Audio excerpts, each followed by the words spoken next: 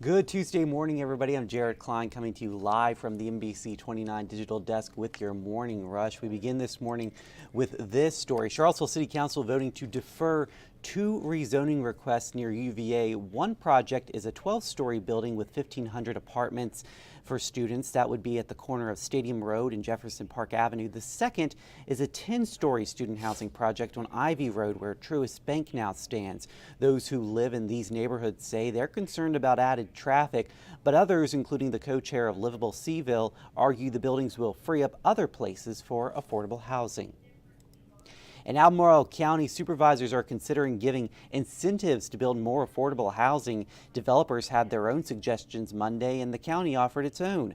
The idea is to use taxpayer money to cut the cost of these projects for developers. Sunshine Mathon with Piedmont Housing says the most important piece of the puzzle is money to help the people who need it the most. A traffic alert if the Belmont Bridge is part of your commute today. The intersections of 9th and Avon, as well as Garrett and Levy, have temporary lane closures. As a new pedestrian plaza is built, the city says Water Street will remain one lane, and Old Avon between Garrett and East South Street is closed. The city is expecting to have most of the major activities completed by the end of next month. And Brady Strong dropped off a truckload of toys at UVA Children's Hospital on Monday. From Pikachu to Peppa Pig, the toys were donated across the area. And on Thursday, parents with a child being cared for at UVA Children's Hospital can get one for free. Anything left is used for future families to use, so children feel at home at the hospital. And that's definitely much appreciated by these children who are going through this tough time. Yeah, absolutely. Something to play with, something to feel at home, yeah. Of course. All right, so it is the gift-giving season, and Americans are at a record with credit card debt, over $1 trillion this year. So here are some tips to kind of watch your finances. So it's 12 of them. So make a list of the people you want to give gifts to. That's always good. Make a holiday-specific budget so you can avoid overspending. Use a budget calculator that helps you set those limits. Set aside money for holiday gifts, but also give yourself a gift in the sense of replenishing maybe an emergency fund. Number 5, consider making your gifts. Those are always a good idea. Yeah. I think I made Christmas ornaments one year for my family. Number 6, manage your expectations. So if you do have to cut back, don't be afraid to tell your family and friends, you know, we're going to do things a little differently this year. We're just not going to do a gift. Some families even do like a secret Santa. Yeah. So they can get one gift and instead of like 10. Commit to going all cash, so you're not using your credit cards, and don't get those retail cards that try to offer discounts. Use credit card rewards to pay for gifts. I've done that before. Dust off those old gift cards that you haven't used, and pull out unused gifts. So re-gift if it's something that's still nice, and then shop secondhand. Go to the secondhand stores. So.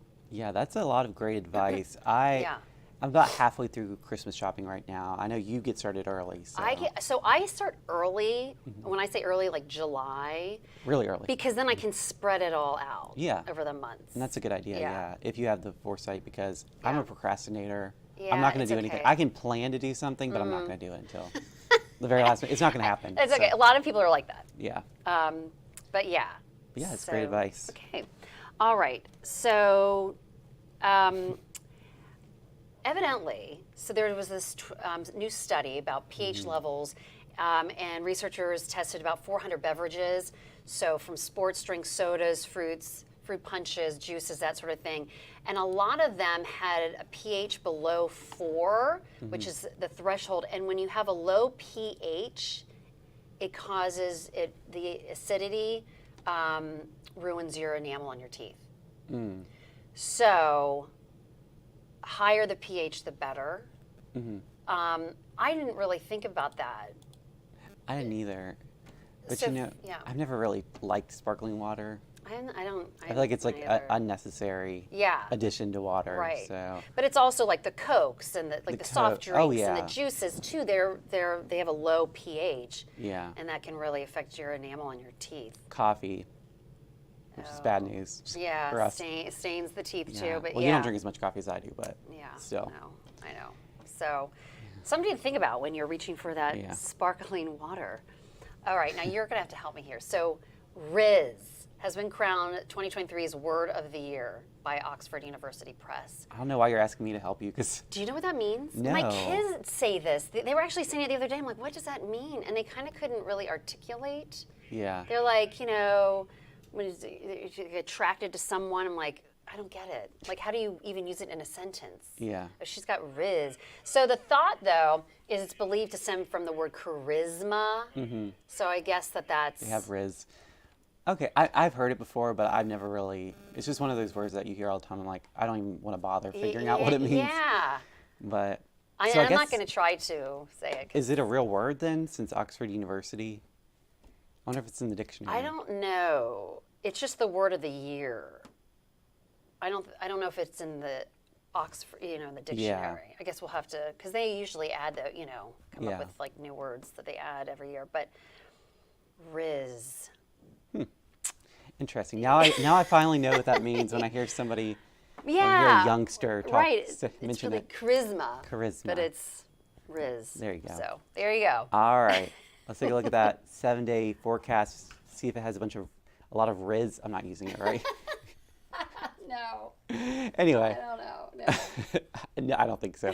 We got a high of 50 today, and it looks like we are going to be in the upper 40s for Wednesday, Thursday, and then warming up by the time our weekend returns with highs in the upper 60s. And then tomorrow we've got a chance of some rain, potential for some snow showers in the valley, but that should not accumulate too much, so should not impact travel very much over there. I hope you guys have a great Tuesday out there. We'll see you again on NBC29 News at noon.